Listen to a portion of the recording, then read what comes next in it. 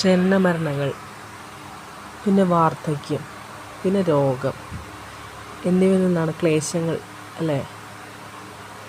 നമുക്ക് ഈ പറഞ്ഞ ജനനമരണങ്ങളിൽ നിന്നും വാർദ്ധക്യത്തിൽ നിന്നും പലവിധ രോഗങ്ങളിൽ നിന്നൊക്കെ നമുക്ക് ക്ലേശങ്ങളുണ്ടാവും.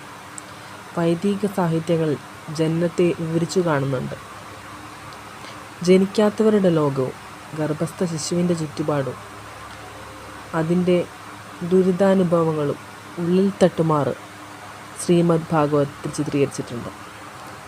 ജനനം പീഠാനുഭവങ്ങൾ നിറഞ്ഞതാണ് അല്ലേ?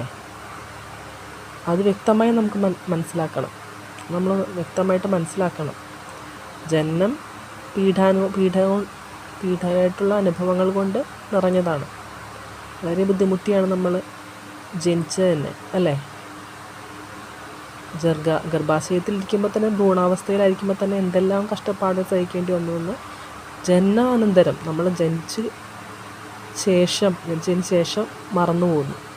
അതുകൊണ്ട് മാത്രമാണ് ഈ ജനനമരണ പ്രക്രിയയ്ക്ക് ഒരറുതി വരുത്താൻ നാം ശ്രമിക്കാത്തത്. മരണസമയത്തുമുണ്ട് നാനാവിധ ക്ലേശങ്ങൾ. ഇതും ആധികാരിക ഗ്രന്ഥങ്ങൾ പറയുന്നുണ്ട്. ചർച്ചാ വിഷയമാക്കേണ്ട വിഷയം തന്നെയാണത്.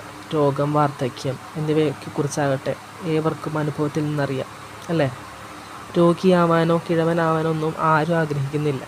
എങ്കിലും ഈ അവസ്ഥാന്തരങ്ങളിൽ നിന്ന് ഒഴിഞ്ഞു മാറാൻ വയ്യതാനും.